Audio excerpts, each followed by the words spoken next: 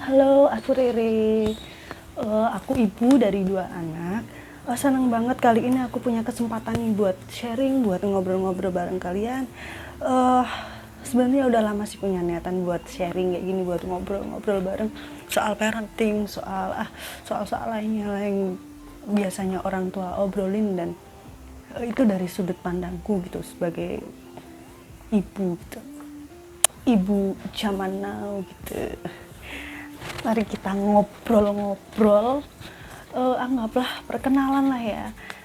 Terutama buat teman-teman onlineku, kadang eh, nggak sedikit sih yang kadang berasumsi buruk nih tentang aku. Soal kadang aku bikin story, oh kok dia ngerokok sih pada ada anaknya, apa dia kadang udah menilai aku buruk duluan gitu, tanpa tahu aku yang sebenarnya, tanpa kenal aku lebih jauh. Anggaplah ini awal dari perkenalan kita, oke? Oh iya, sebelumnya aku sempat bikin vote gitu di Instagramku kan. Aku mau sharing, itu aku tulis apa aku bikin video, dan akhirnya vote-nya itu lebih banyak ke video. Aku sakjane bingung meh tak upload yang di, nah aku nggak ada pilihan lain selain di YouTube. Jadi aku bingung, aku sebenarnya mau di Instagram nanti takutnya nggak bisa lama kan durasinya, jadi aku lebih milih ke YouTube gitu. Bingung tenan aku, sumpah. Hitung-hitung kenalan lah yo, ben ngerti aku piye sakjane dan opo tujuanku ngelakoke hal-hal sik oke letok takoke kuwi lho. Ya contohnya ya kaya sik ngerokok kuwi gitu.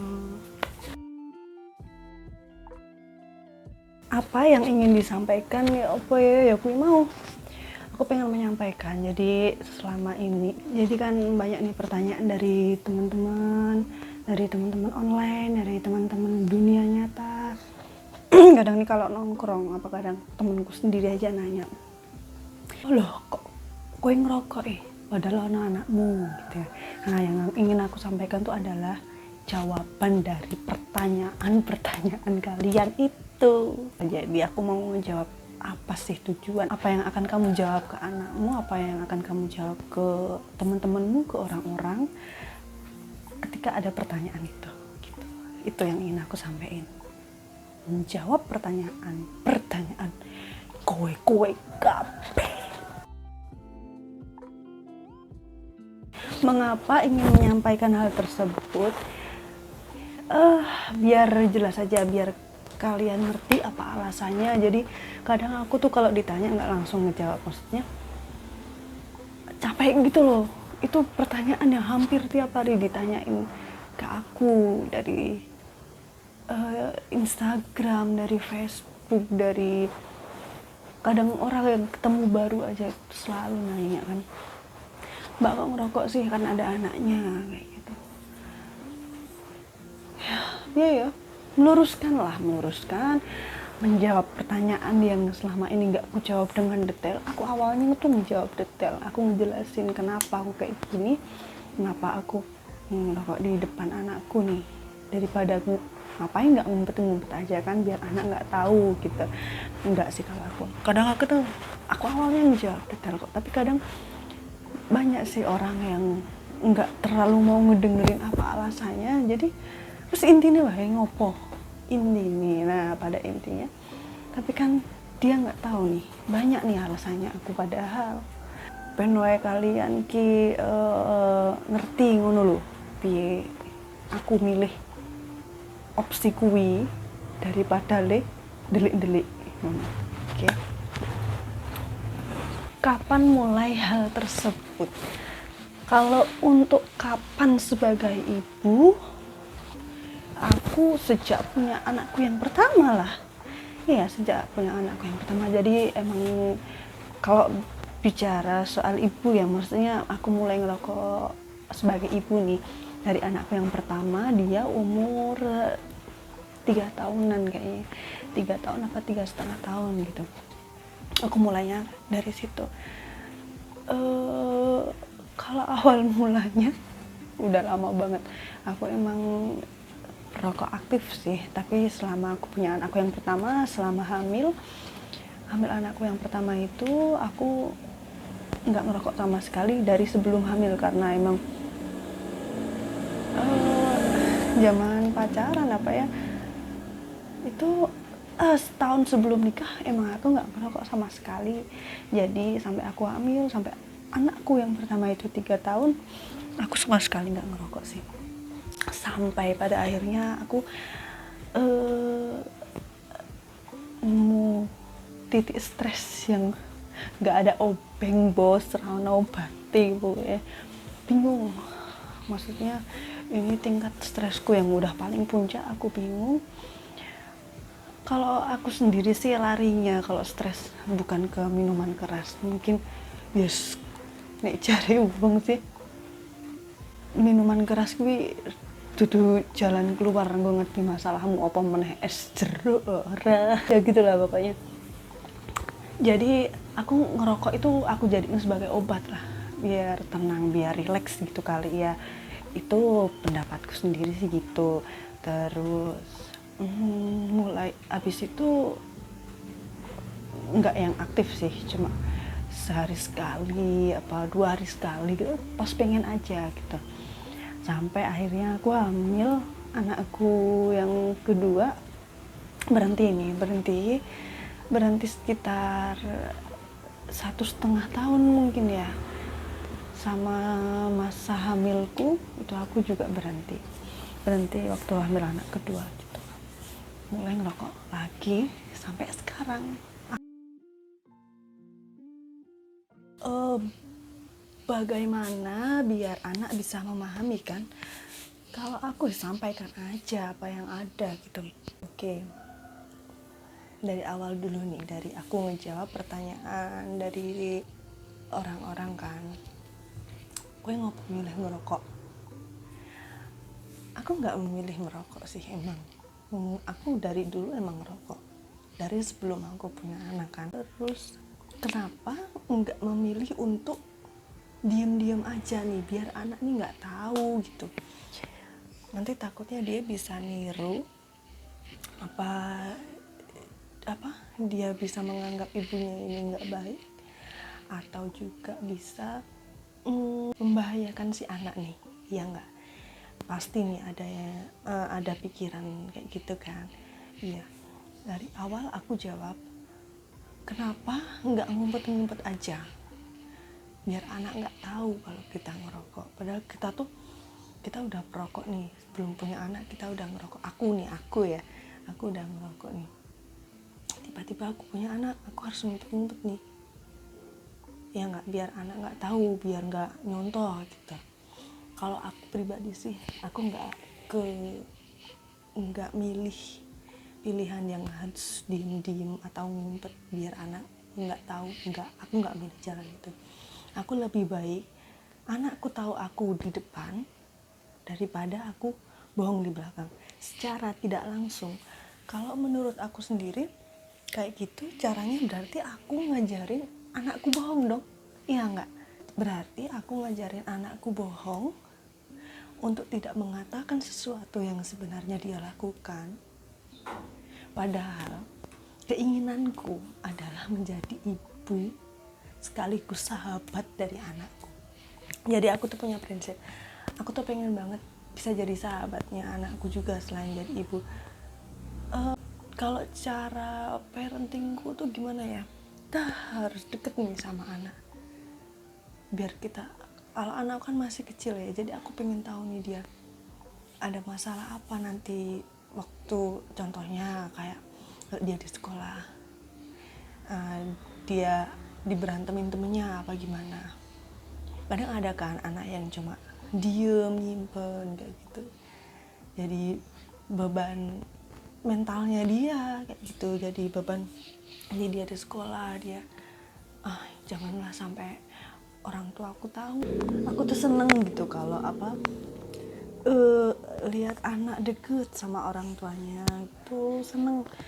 Karena aku dulu nggak dapat itu dari orang tua aku tuh jauh, maksudnya nggak deket itu loh, padahal aku pengen itu deket. Terus kayak ibuku tuh bisa jadi teman curhat, Karena tuh aku tuh lebih percaya orang terdekatku tuh jadi obat gitu loh. Maksudnya aku mempercayai dia yang bisa ngejaga rahasia aku, dia yang bisa jadi tempat curhatku apa gimana. Dan itu aku sebenarnya mempercayai ibuku, tapi enggak sih, aku enggak dapet itu. Makanya aku pengen banget anakku bisa kayak gitu, dan aku yakin orang tua itu adalah sebaik-baiknya tempat untuk bercerita gitu. Dan aku bakal jadi ibu yang asik lah. Ibu ya maksudnya nggak yang ibu sepaneng ya lo, ngerti lah. Pokoknya si asik lah, dijak cerita terus kayak kancane dhewe ngono lho. Kayak curhat ngene ya, seneng. Aku pengen dadi ngono kuwi. Aku nggak pengen jadi orang tua yang kaku, yang suka ngekang-ngekang anak. Enggak lah. Nah, balik lagi nih ke masalah yang tadi. Jadi aku nggak akan bohong sih, karena aku sendiri nggak mau anakku bohong gitu. Aku nggak mau anakku sendiri ngelakuin hal yang nggak baik di belakangku. Aku pengennya tuh jadi teman curhat anakku, pengen jadi tempat cerita, pengen jadi tempat yang nyaman lah buat anakku. Karena anak itu peniru yang baik. Anak itu peniru yang baik, apalagi apa yang dilakukan orang tuanya, ya nggak?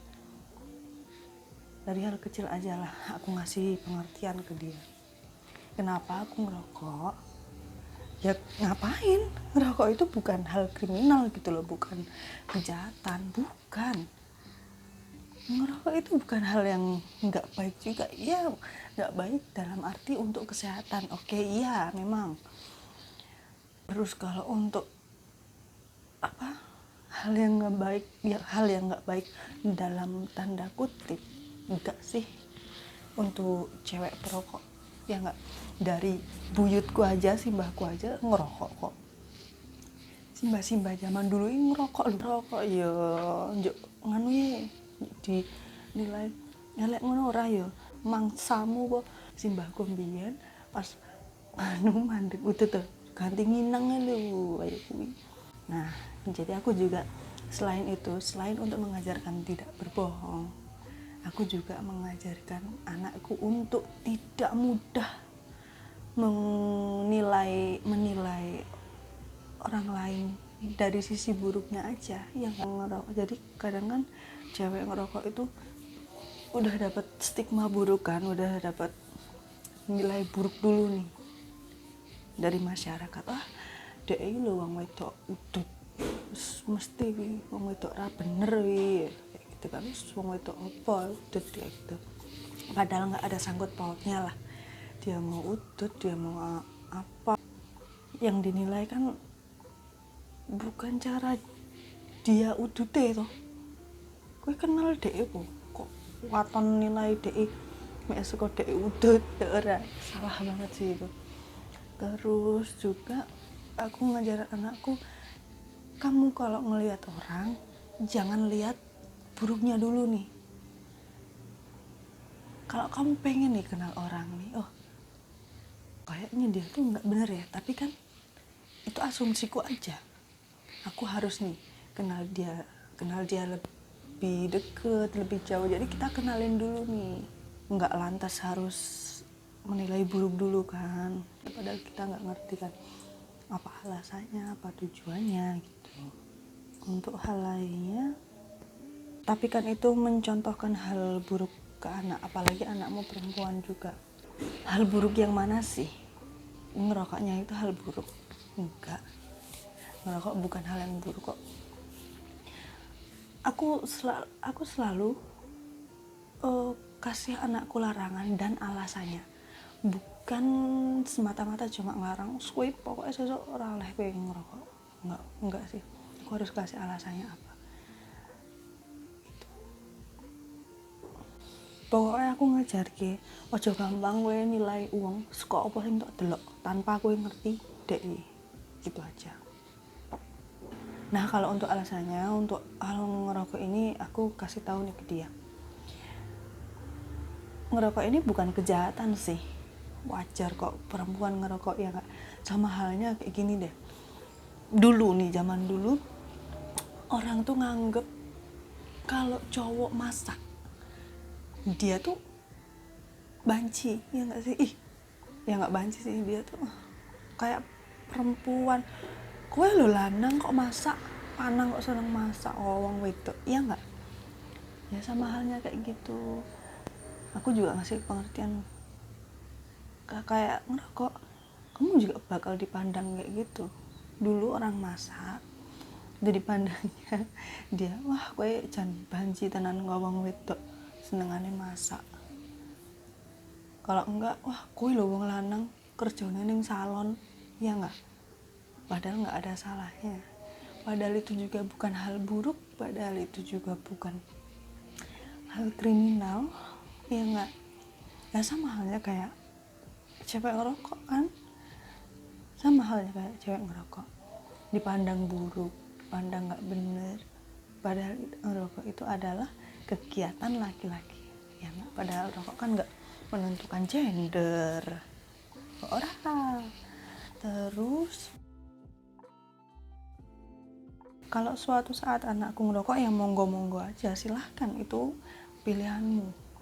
Yang penting dulu mama pernah kasih alasan, kalaupun kamu nggak inget, mama ingetin lagi nih, boleh kamu ngerokok asal kamu udah kerja sendiri, kamu udah bisa menghasilkan uang sendiri, kamu udah punya uang sendiri tanpa yang ngasih orang tuamu, dan juga umurmu udah cukup buat ngelakuin itu, ya nggak? Soalnya aku dulu belum cukup umur sih buat ngerokok, tapi udah ngerokok, dan hasilnya aku kena bronkitis. Aku bronkitis parah kan, bronkitis parah karena ya itu tadi, belum cukup umur, tapi aku ngelakuin itu dulu tuh loh. Mana dulu banter banget aku biar nuduh deh sekolah atau balik sekolah, nongkrong udut balik sekolah ning bakwanan. Dulu di sekolahku tuh ada bakwanan, itu buat nongkrong anak-anak sekolah gitu kan. Aku SMP dulu ngerokok awal. Jadi dulu di SMP ku tuh ada bakwanan, itu buat nongkrong anak sekolahku gitu, sama SMA. Istirahat ngutut, balik sekolah ngutut, kadang bolos di situ juga ngutut. Pokoknya aku dulu ngutut terus. Tapi alhamdulillahnya untuk alkohol aku enggak sih, enggak suka juga, enggak tahu kenapa ya, aneh. Untuk ngimbangin itu, kamu juga harus berperilaku baik. Kamu harus berperilaku baik, harus nunjukin ke orang bahwa yang kamu nilai buruk itu belum tentu buruk, ya enggak? Gitu. Terus hal lainnya juga, ngerokok juga harus ngerti tempat. Jadi kalau aku pas sama anak aku gitu kan, itu aku ngerokoknya tuh harus ngerti nih asapnya tuh kebuang di mana, jangan di depan mukanya, jangan asapnya tuh sampai ke dia gitu loh. Jadi dewe kudu ngerti kebulak dewe mabuk ning ndi. Nah, gitu. Wah, sorry ya, iki ketok daster kuwi cilik lho. Nah, kita juga harus milih smoking area ya kalau mau ngerokok di tempat umum. Kadang kalau di coffee shop apa di resto gitu kan ada kan yang smoking area sama yang non smoking. Nah, pilih yang smoking area. Selain tahu tempat, kamu juga harus ngehargain orang lain. Jadi aku kadang tuh pas udut ketok mbok iki arep ning ruangan smoking area, kadang ono to nek pas udut dek mati. Mungkin dek mati meh ya mungkin aneh ya dulu wong wedok ngerokok. Masih ada loh zaman sekarang kayak gitu. Mungkin dia aneh, tapi aku malah nanya ke dia, maaf mbak, keganggu kalau saya ngerokok? Pasti aku tanya gitu, dimanapun aku pasti tanya gitu, maaf ya mbak saya ngerokok. Kalau dia oke, ya wis tak lanjut ke leudut. Tapi kalau dia ngerasa mbak aduh maaf mbak asapnya apa-apa, ya wis tak paten leudutku mbak kining smoking area. Kadang aku yang langsung pindah sih, nyari tempat lain aja. Nek biyen nek kuwi ketemu aku biyen, enggak yang sekarang, terus tak ributi ya kowe bae pindah. Ora iki smoking area kowe ra gelem kena asap. Kalau dulu aku tuh suka ribut, kalau sekarang udah punya anak tuh mau ribut pikir tuh loh. Ya gitulah pokoknya. Untuk menyampaikan ke anak, lebih baik kita bilang ke dia, lebih baik kamu jujur, kamu lakuin apa, ceritalah ke mama apa yang kamu lakuin. Kalau kamu ngelakuin, kalau kamu takut mama marah, tunggu dulu nih, coba kamu sampein aja dulu, sampein dulu apa yang kamu lakuin. Contohnya, ma aku ngerokok nih. Oke, pasti mama tanya dulu, kamu pakai uang siapa nih beli? Ya enggak, kowe ngudite sapa? Nek nguditku mending ngerasah. Tunggu pas kowe wis kerja, aku pasti bilang gitu.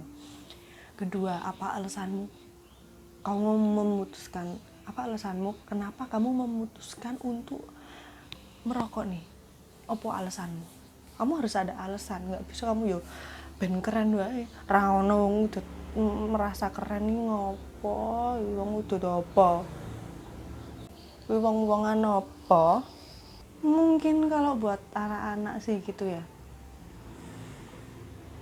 Tapi aku dulu udah ya mereka stres. Mereka rano jalan keluar lalu. Ya kadang orang kan punya obat sendiri ya buat bisa ngobatin sendirinya sendiri ya. Kalau stres dia apa, dia larinya kemana. Kadang ada yang ke alkohol, kadang ada yang ke laut, ke laut, ke pantai, teriak apa-apa. Kadang ada yang dia refreshing kemana gitu biar bisa ngilangin penat. Kadang staycation apa meh ngopo apa taburan apa ngopo ngilangin stres. Nah kalau aku sendiri aku larinya ke ngerokok, nggak tahu deh itu mungkin ya, aku nggak tahu sih, tapi itu jadi kecanduan sih, jadi kecanduan. Udah aku tuh kayak yang ora urusan karo komentare wong, arep menilai aku elek, arep menilai aku ora bener, arep menilai aku apa, kowe lho, kowe berarti ora kenal aku nek nganti kowe menilai aku koyo ngono, ya kan. Nah terus kamu siap nggak nih, ada resikonya nih, nggak cuma senengnya aja yang kamu ambil, mama ngebolehin, jangan cuma diambil senengnya aja, ini ada resikonya loh. Kamu siap nggak kamu bakal dinilai jelek nih sama orang? Kamu siap nggak kamu dapat cap yang akan dapat dari orang-orang yang bahkan nggak ngerti kamu, bakal menilai kamu tidak baik nih? Kamu siap nggak? Itu bakal ngeganggu mentalmu nggak? Kamu nggak boleh marah loh, kamu nggak bisa marah, kamu nggak bisa nyalain orang. Kalau kamu punya alasan, dia mau ngedengerin alasanmu, boleh kamu marah, tapi marah itu bukan hal yang baik juga gitu. Nah kedua, resikonya ini bakal ngeganggu kesehatanmu, dia bisa bikin sakit paru-paru dan mungkin penyakit yang lain kan. Poconan wi ning bungkusnya nek ra ngandel. Pokoknya gitu lah, aku ingin jadi orang tua yang jujur ke anaknya karena aku sendiri pun pengen anakku jujur ke aku gitu. Terus juga nah intinya kenapa aku ngerokok di depan anakku ya, karena ngapain aku harus bohong, aku ngajarin anakku buat jujur deh dari hal-hal kecil aja kayak gitu.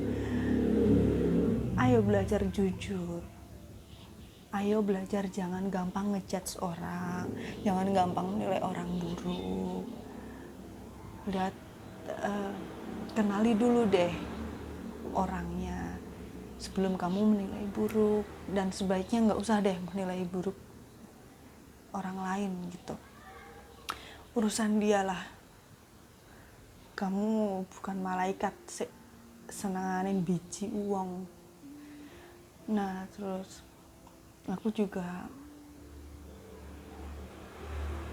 ngajarin nih buat bertanggung jawab atas keputusan yang kamu ambil. Kamu harus tanggung jawab nih dengan pilihan yang kamu ambil. Orang pasti ngasih tahu nih resikonya, akibatnya, senangnya, susahnya apa, bakal ngasih tahu. Kalau kamu memang udah ngambil resiko itu, kamu harus siap loh dengan resiko yang terjadi besok. Kamu harus bertanggung jawab nih, ya enggak? Kamu nggak bisa nyusahin orang lain. minta tolong boleh kalau orangnya mau nolong, kalau enggak kamu nggak bisa nyalain, kamu nggak bisa marah. Itu tanggung jawab kamu. Nah, ajarin tanggung jawab. Terus juga kamu harus tahu tempat, kamu harus menghargai dan menghormati orang lain juga gitu. Oke, iki aku nyampe ke ya apa sing ana ning pikiranku, apa sik tak lakokke aku menjadi seorang ibu. Dan kuwi aku ngomong ini kuwi saka sudut pandangku dhewe. Jadi nek menurutmu apik dijikuk wae sik apik-apik, tapi nek menurutmu elek ya wis dibuang lah. Lagian yo setiap uang kuwi duwe keputusan urip masing-masing kan. Pokoknya ingatlah setiap pilihan yang kamu ambil itu ada resikonya, gitu aja. Nggak usah lah dengerin komentare wong-wong sik ra ngerti kuwi. Nek dhek gelem ngrungokke kayak alasane ngopo dan ngomong kowe ngopo to. Kowe pengen ngerti banget po. Tak kayak alasane nek pengen ngerti ngono terus ya sajak gelu terus guyon wae guyon gitu. Jadi ambil hikmahnya aja, buang yang nggak bagus. Tapi setidaknya aku udah lega lah pokoknya kalau aku udah ngasih jawaban dari sekian banyak pertanyaan yang hampir tiap hari aku terima dimanapun aku berada. Gitu aja deh. Jadilah orang tua yang melakukan hal baik yang bisa menjadi contoh anakmu. Meskipun orang lain menilai buruk, jangan hiraukan. Kui pilihanmu, kui caramu ngomong anakmu, gedhe anakmu. Setiap orang itu dia punya cara asuh yang beda-beda. Jadi nggak bisa dia seandainya si A menilai si B, anakku loh kasarannya gini, anakku loh kalau udah maghrib nggak tak suruh keluar rumah ya nggak. Tapi beda sama si B, dia maghrib kadang masih ayo dinner keluar, ngajak anaknya keluar makan. Beda kan sama si A yang kalau udah maghrib anaknya kan yang di rumah lah seraleh metu, beda. Jadi kita nggak bisa menyalahkan satu sama lain untuk hal parenting, nggak bisa. Jadi setiap orang tua itu punya sudut pandang yang beda. Jangankan orang tua, setiap individu manusia itu punya sudut pandang yang berbeda, punya cara yang berbeda. Jadi nggak usah takut, nggak usah risau, nggak usah malu, nggak usah pokoknya lakuin apa aja yang menurutmu bahagia lah, kamu dan anakmu. Oke, semoga hari-hari kalian bahagia, selalu penuh berkah, selalu diberi kebahagiaan berlimpah-limpah saka Gusti Allah. Amin ya rabbal alamin. Ojo lali bersyukur, ojo lali berdoa dan usaha. Tuhan kasih kebahagiaan yang lebih buat kalian. Kasihlah hidup anak-anak kalian sik nyenengke lah, pokoke sik marai anakmu bahagia terus ya aja kabeh-kabeh dituruti. See you.